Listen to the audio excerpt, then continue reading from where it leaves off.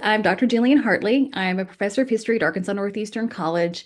And I also serve on the advisory board for the National Cold War Center, and I am the current vice chair of the Arkansas Humanities Council. And I am thrilled today to introduce Dr. Malika Basu Ghosh. She is an associate professor of history at Kalna College, and she is here to discuss the Cold War from a very important perspective, and that is India.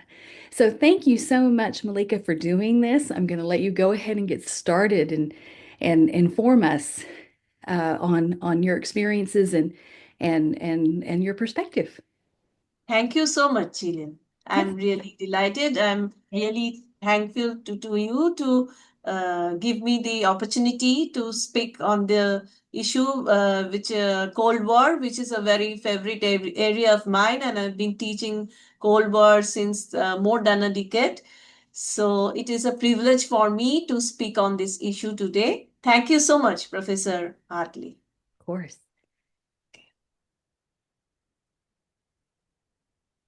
So I just continue. Yes. Okay. Gonna. So the topic of today is India and the Cold War, navigating American interventions. So the first of all, let me first define Cold War. The Cold War was an ongoing political rivalry between the United States and the Soviet Union after the Second World War. It was basically an ideological clash between the capitalism of USA and communism of USSR, the Soviet Union. Now, why cold? Why Cold War? It means there was not a direct military conflict involved here. So the term Cold War is used here. Now, George Orwell, he first used the term Cold War in an article published in 1945. Orwell understood it as a nuclear stalemate between the superpower states. Each possessed weapons of mass destruction and was capable of annihilating the other. Now, the term Cold War was popularized by Bernard Baruch, an American financier and a presidential advisor, in his speech on 16th April 1947, where during the unveiling of his portrait in the South Carolina House of Representatives, he coins the term Cold War to describe the relations between the US and the Soviet Union. Now, let me come to the point that what was the policy that was adopted by India during this time of Cold War? So, the policy that was adopted by India was the policy of non-alignment. That is, refusing to formally align not directly with USA or with Soviet Union, but to keep a sort of a neutral position. The then Indian Prime Minister of Jawaharlal Nehru, he led the establishment of this non-alignment movement. It's a movement in which a group of nations who did not seek their membership directly with this neither US or with Soviet Union, but they were as a separate bloc. They were a separate bloc. These were the bloc, or these were the third world countries, the developing countries like Asia, the Africa, the Latin American states, the Middle East. So Cold Wars was basically in India's role in the Cold War was classically been defined as I have found the term here from the Manu Raghavan's edited volume it's called the India and the Cold War, where he says that India's role in the Cold War has classically been defined as having been rather minimal, circumscribed by a policy of non-alignment and a basic insistence that third world interest lay outside the two rival power blocs. Now, let me come to another crucial position where India played, a role, where India and the United States both were involved during this time. And that was following a complex debate relating to United Nations over the question of self-determination. The Human Rights Committee had agreed, following its decision, to create twin covenants of political and civil liberties and on economic, social, and cultural rights to make the right to self-determination the first right listed in both documents. There had been widespread agreement among Global South delegates that the concept was taught in relation to empire, in as much as freedom from imperial control was seen as a necessary precondition for any kind of human rights to be effectual. Now, although India initially agreed that plebiscites were the only real mechanism available, it later went along with a push from the United States to allow elections to count as well. Nehru was very adamant about keeping India in line with international norms. This change allowed him to approach the Kashmir matter from a different angle. And so, in consultation with the then United States Secretary of State, John Foster Dulles, and members of his own team, and crucially with Pakistani support, he pursued a final settlement with Pakistan and Kashmir and their allies. So this was a crucial point. This essentially would have solidified the status quo, allowing Pakistan to incorporate the portion of the state under its control and India to do the same, with elections used as means to legitimize the process. Now I come to a very important part that is called the Cold War's first major hot conflict that centered around the Korean Peninsula in the 1950. The Cold War's first major hot conflict, from the beginning, India had adopted a policy of restraint and warned of the dire consequences of escalation, while also arguing that efforts to isolate and blame China for aggression would ultimately prove counterproductive. With what historian Vinit Thakur describes as an entrepreneurial spirit, spearheaded by diplomats like B.N. Rao and V.K. Krishna Menon, India persevered, shuttling back and forth between the warring sides and their allies, eventually negotiating an acceptable settlement crafted in the armistice that went on into effect in the mid-1953. In 1950, another crucial point to be discussed here is the instance when the United States offered India a permanent seat in the United Nations Security Council in place of newly communist China. Nehru, the then Prime Minister of India, immediately rejected this offer for fear of alienating his large northern neighbor, undermining the United Nations itself. In 1955, the Soviet Union and the United States each brought the subject again, but Nehru remained calm and firm that he would do nothing that threatened the fragile stability and viability of the United Nations as an institution. Significantly, in India, another important aspect is that the rural development. Rural development started with multi-purpose approach. The independence of India came at a time when the Cold War had begun. 15th August 1947 was the year of India's independence, and during that time only the Cold War had begun. So the United States, to fight back USSR's communism, wanted India in its group and thus offered Nehru economic assistance to pursue the Community Development Program. The Community Development Program, brought in with the first five-year plan in 1952, was aimed at developing material and human resources of an area through cooperative efforts of people and the state.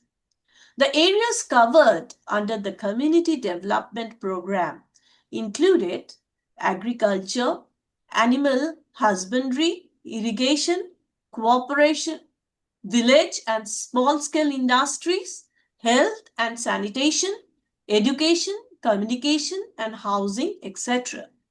Here we find a similarity more or less with the Truman Doctrine and the Marshall Plan, where Marshall had also a lot of European recovery program in his hand.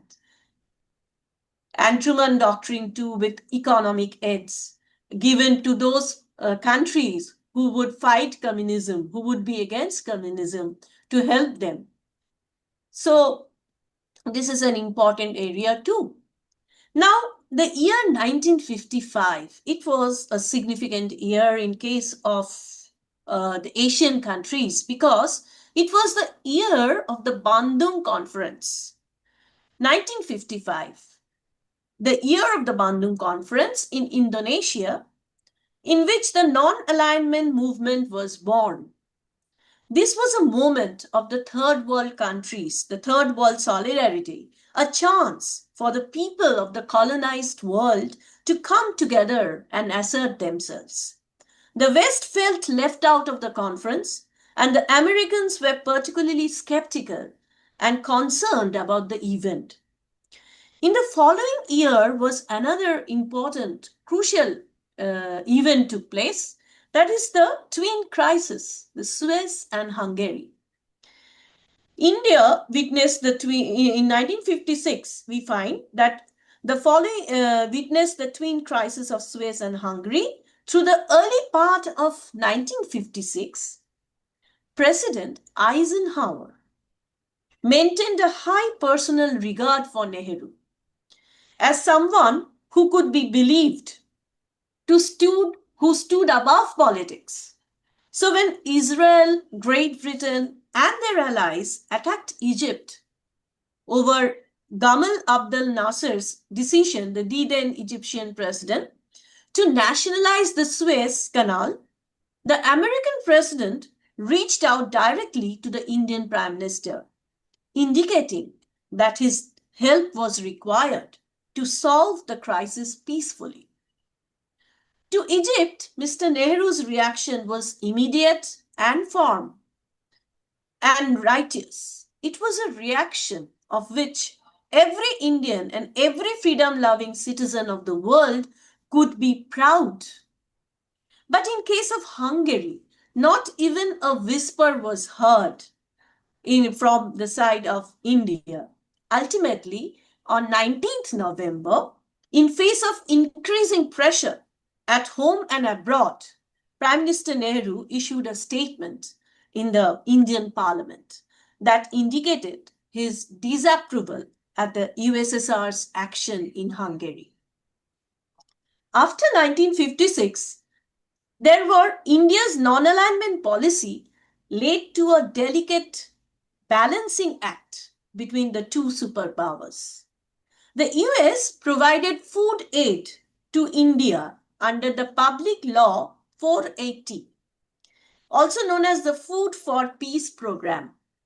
This agreement, signed in 1954 and renewed multiple times, allowed India to purchase US surplus agricultural commodities, primarily wheat, with local currency. India faced severe food shortages after independence and relied heavily on this food aid, particularly during the 1950s and 60s. US supported India also during the time of the Indo-China War, that is in the year of 1962. India-China War by providing crucial military and diplomatic support to India during the 1962. This support included airlifting emergency supplies, deploying US aircraft and a US aircraft carrier group to the Bay of Bengal. Nehru's request was that for US assistance included jet fighters and air transport to stem the Chinese advance. During that time, the then American President President John F. Kennedy, he considered the Chinese action as blatant communist aggression against India and openly supported India. The US was preoccupied, and during this time, the year 1962 was also crucial because USA during that time was involved in the Cuban Missile Crisis. Because US was preoccupied with this Cuban Missile Crisis, which also took place in 1962, which may have influenced China's decision to attack India. And in Cuba, early in 1959, Fidel Castro, the Cuban president, drove out the corrupt dictator Batista. Although Castro was not a communist to begin with, the Americans soon turned against him, particularly in 1962, when they discovered that Russian missiles were based on the island of the Bay of Pigs. These were later removed after a tense Cold War crisis, which brought the world to the brink of nuclear war. So the prospect of the US and the Soviet Union assisting India, along with the conclusion of the Cuban Missile Crisis, may have prompted China to withdraw its troops. Now, US assistance was tremendous so far in respect of India. By supplying airlifting supplies, the US responded by airlifting emergency supplies, including arms and ammunition to the Indian Army. Deploying aircraft, US and British aircraft was sent around. Then sending personnel, approximately 10,000 US servicemen were landed in India. Then the military equipments. US provided India with jet fighters and other military equipment. So far as the diplomatic support is concerned, the US conveyed its to resolve to the Chinese to assist India and sent crisis managers to assess the situation. Also, US pressurized Pakistan, an ally, to back off from any moves against India. John F. Kennedy responded to Nehru's request for help, sending assistance and conveying strong message to China. US sent US Air Force, squadrons, and C-130 Hercule aircraft to drop supplies to Indian soldiers on the front side. Now, the United States played a significant role also in another major part, that is in the year 1965, when the Indo-Pak War took place. By maintaining a policy of neutrality, US suspended all arms shipment to both India and Pakistan. This decision affected Pakistan as it had limited military supplies and relied heavily on US aid. The US supported the event's call for a ceasefire and encouraged negotiations to settle the Kashmir dispute. The US ambassador to Pakistan, Walter McConaughey, reprimanded Pakistani President Ayub Khan for using US supplied military equipment beyond its intended purpose. Despite Pakistan's membership in SEATO and CENTO, the US refused to provide additional military support to either side. The US, along with the Soviet Union, played an important role in the brokering of the Tashkent Declaration. Now, the Tashkent Declaration was signed on January 10th, 1966. aimed to restore peace between India and Pakistan following the Indo-Pak War of 1965, emphasizing non-interference and the restoration of diplomatic relations. It was a peace agreement reached between India and Pakistan to resolve the conflict that erupted in 1965 over the disputed region of Kashmir. During the second half of the 1970s, we find a more consistent thaw in the Cold War, because this was the time, it was a period known as the Détente, that is a more permanent relaxation of tensions. There were several hiccups, though, of the Russian invasion of Afghanistan in 1979. Also, we find when there was a Russian leader, Mikhail Gorbachev, who later became the Russian president in 1989, made a really determined effort to end the Cold War altogether, and some arms limitation agreement was signed. In 1989, communism in Eastern Europe began to collapse. By 1991, the communist bloc had disintegrated, and East and West Germany were reunited. Even the USSR split up and ceased to be communist. Although communism still remained in China, Vietnam, and North Korea, the Cold War was well and truly over. Now, I would give some reflections here. Like in the Gorbachev era, Gorbachev used two concepts. One is called the Glasnost, and the other is called the Perestroika. Now, what is Glasnost? Glasnost is actually means openness and allowed citizens to express their opinions freely without fear of government punishment, and promoting transparency in government. And Perestroika means restructuring, and it aimed to reform the Soviet economy by reducing government control and improving the lives of the workers. These reforms were intended to make communism more effective, but it also led to increased demands for political freedom, and ultimately it was a loss. It was a failure, which ultimately played a role in the dissolution of the Soviet Union in 1991.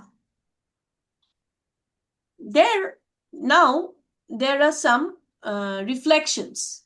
When Mikhail Gorbachev and Ronald Reagan signed the Intermediate Nuclear Forces Treaty in December 1987, India's reaction reflected a long-standing stance on nuclear disarmament and global peace.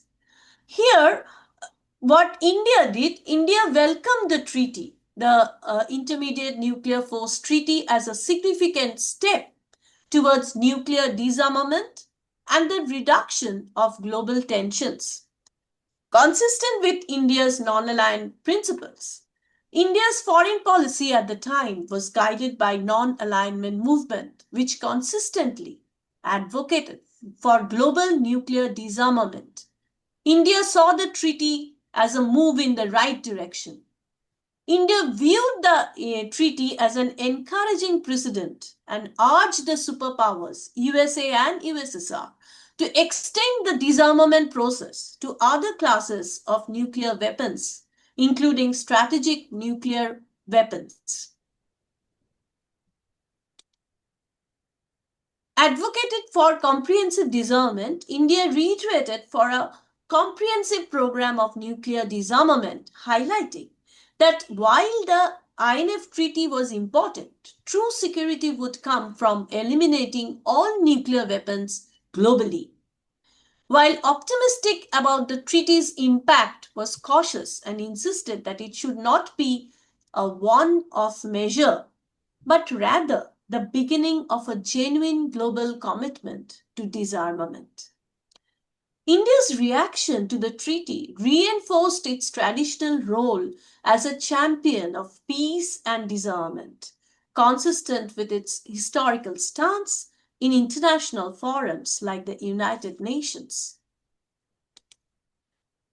Now, regarding Cold War and international history projects took place in Stanford University, which was established by the Woodrow Wilson International Center for Scholars in 1991, which supported the prompt release of historical materials by governments on all sides of the Cold War. It focused on translating, disseminating, and analyzing declassified documents from around the world, from the former Soviet Union, China, Eastern Europe, and beyond. The project organized international conferences, seminars, and workshops that brought together scholars, policymakers, archivists. CWIHP promotes collaborative research and fosters exchanges between historians from different countries. It publishes working papers, briefings, and articles that highlight new sources and interpretations about Cold War history. The project also supports digital initiatives, making primary sources accessible through online document collections and resources.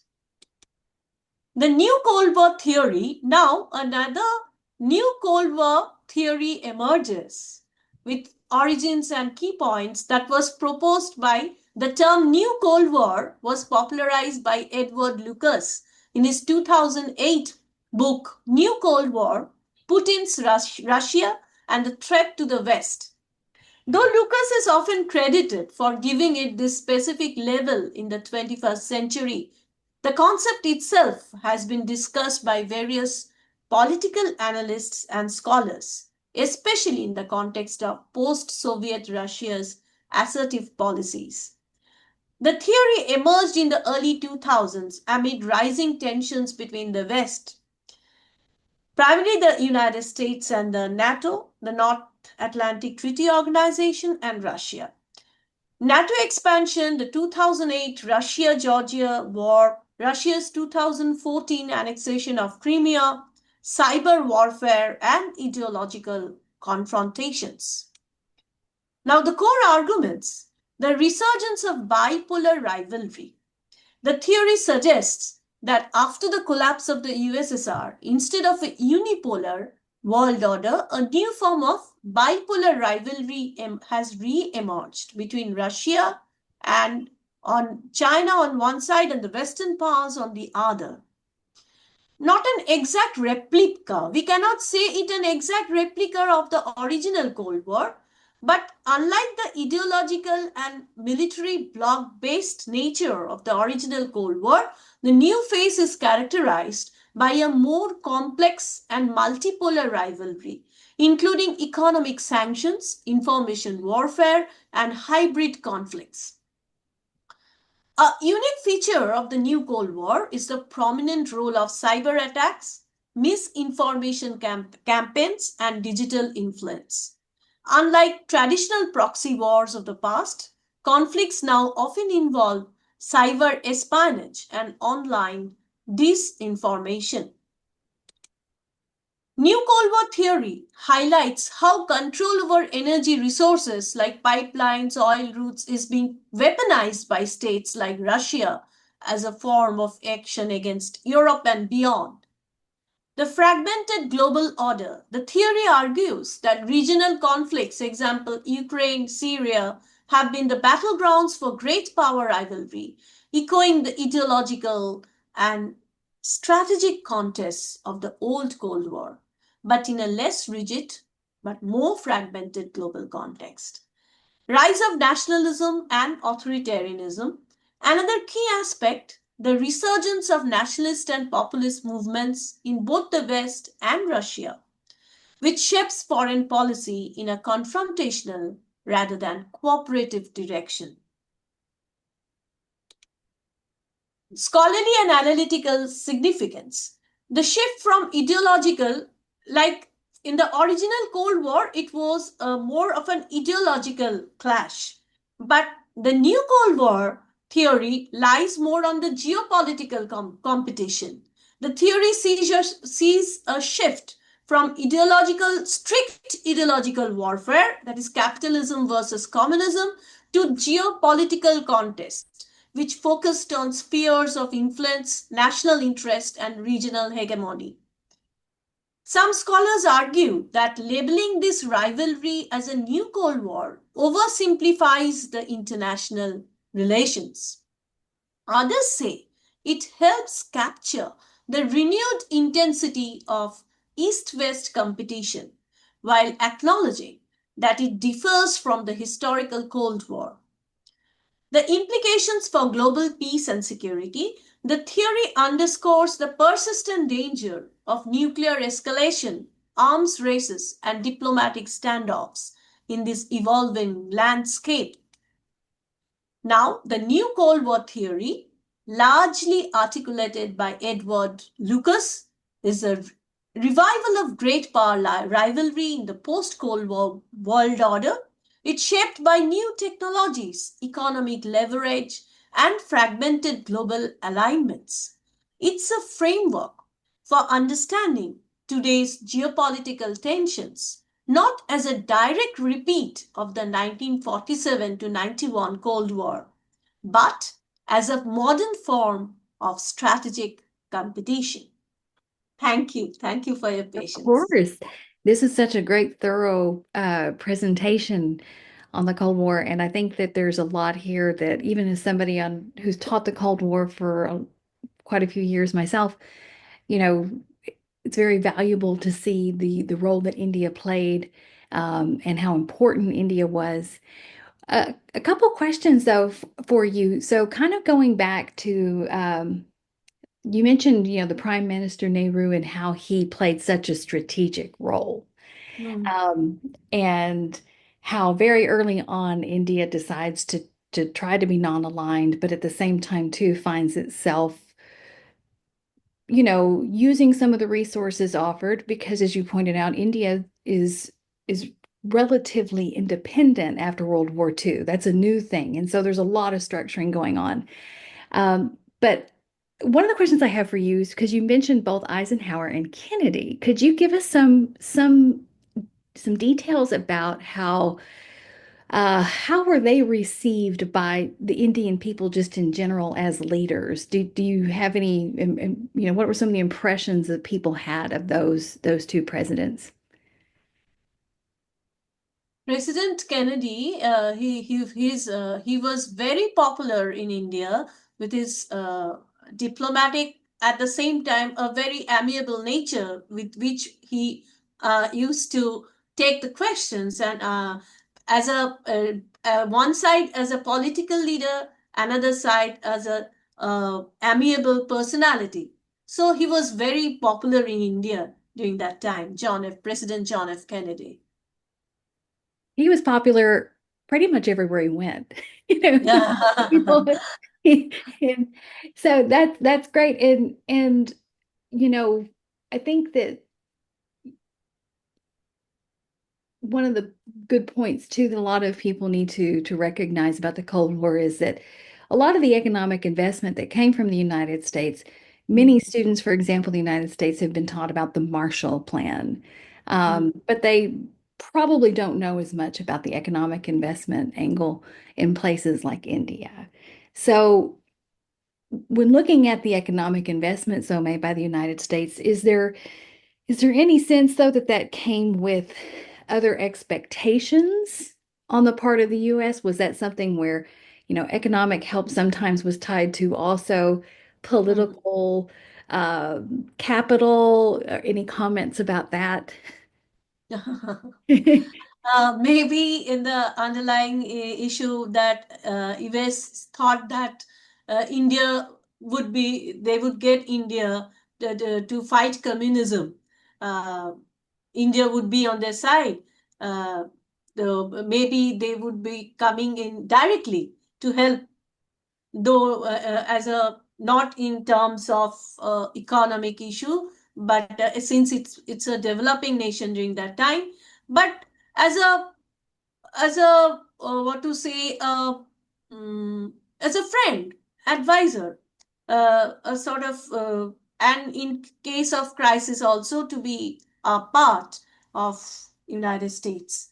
As an ally, you can say. Ally. And Yeah. do you think that did that intensify probably a little bit when the war happened with China, because China was communist at the time, and Yes. I imagine that that probably intensified that a little bit. Uh, Hmm. you're a person who's taught this quite a bit. Yeah. Do you do you find that some of your students is there anything in particular that sometimes they're surprised to learn about the Cold War? Or are there any reflections from them that sometimes that they react to, or how they perceive the Cold War, especially because I'm assuming a lot of them are probably younger generation. Hmm. What are some of their thoughts and reactions?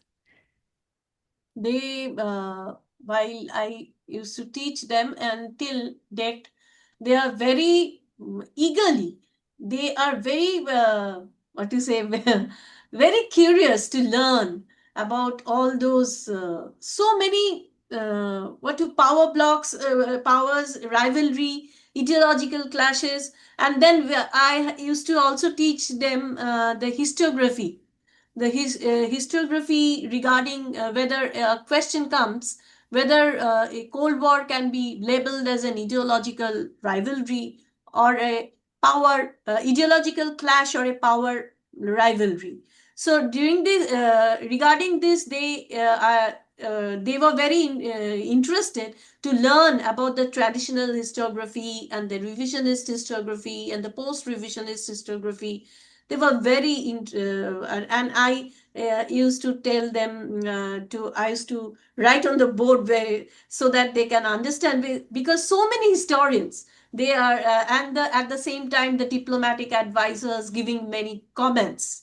The most interesting thing that I recollect from that was Winston Churchill's very famous speech which he had given at Fulton at the Missouri, the state of Very, yeah, Missouri. Yeah, that the Iron Curtain has descended across the continent from Trieste to the Baltic in the Adriatic Sea. An Iron Curtain has descended across the continent.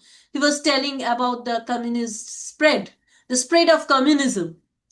So this attracted them very much. The so many ideological clashes, the power rivalry, so many interplays going on. They were really very eager to learn this part, and they used to wait for the class that when ma'am will teach Cold War. really. Yes. That's Yes, that's whenever in which year I have taught them this topic, they used to eagerly wait for that, because I used to relate with the no, relate with all the latest events and all, and they used to learn. They were very curious enough to be very eager to learn, which that I felt very happy to teach them also. And you will be surprised to know that even in the interview where when I was selected for professor, assistant professor, during that time also I chose the Cold War, because we had to choose a topic of to teach in front of a wide interviewers, front of all the experts sitting on the board. Mhm. So they used to give us a choice, a topic which I can teach, and I during that time also I taught them Cold War, and whatever questions were in what part they come, I could answer that, and they were very happy about it. Well, Cold War had always been a topic which I was very happy to teach also. Well, and it comes through your passion for it. Um, Yeah. One thing that's interesting, because you mentioned in the 70s, there is a period of a détente where, the United States from really the mid 60s to the early 70s became involved in Vietnam. And Hmm. so, and then of course, after the Cuban Missile Crisis, there was a cooling off period because, that it was extremely frightening and we came close to having a nuclear war. But I do want to ask about the Afghan invasion because, regionally, that attempt to come, of course, you're not necessarily right next door, but it is regionally, in the vicinity of South Asia. So what kind of from the American standpoint, I can tell you that teaching oftentimes a lot of our students aren't even really aware of the Russian Afghan invasion. And we've had people who've tried through making movies like Charlie Wilson's War to writing books about it, but Mm. it's sometimes overshadowed, although it's so important to understanding in a lot of ways the demise of the Soviet Union. Kind of, well, so when the Afghan invasion took place, can you just give us some general um, information about how that was taken in India? What is when this is happening in Afghanistan, what is some of the general discussions and perceptions from people in India about the Afghan invasion? Not really much, actually. I didn't go to this part.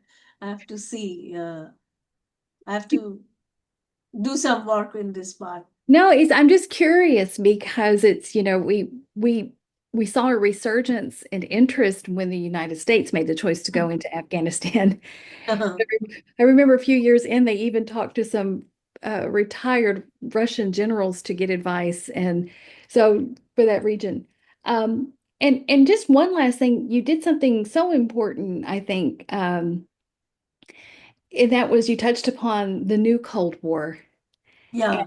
this is a big discussion right now. And of course, bringing up the new Cold War theory by Lucas, uh, Mhm. because the Cold War did end, as you pointed out. Um, do you do a fine job of talking about how the economics play a role in a lot of the things happening today? Uh, Mhm. in India, where a lot of these things are playing out, do you think the rivalry is as distinguished as it was during the Cold War, where there were clearly two superpowers, or do you think that it's far more complex as we see so many countries sort of trying to kind of rise up and define or control the narrative? It is, I think it is more complex because more nations are emerged now and they are trying to build their established base. So now it is, I think, more complex situation at It, present. it doesn't seem to be as defined by economics in the sense of capitalism versus communism. Uh, Hmm. uh, and so, yeah. Well, this has been a phenomenal presentation, Dr. Basu Ghosh. We appreciate you coming. I'm planning to share this, of course, hopefully with many other people who will view it. But do you have any final thoughts or reflections to share? Uh, I think the final comment that I'll give is that Cold War is still going on, not only with USA and USSR, but with, say, throughout the world, a lot of tensions is being created. So, not directly with always military conflict with weapons, but tensions and political turmoils will go on. I think there is no end to Cold War. Well, I appreciate your reflections.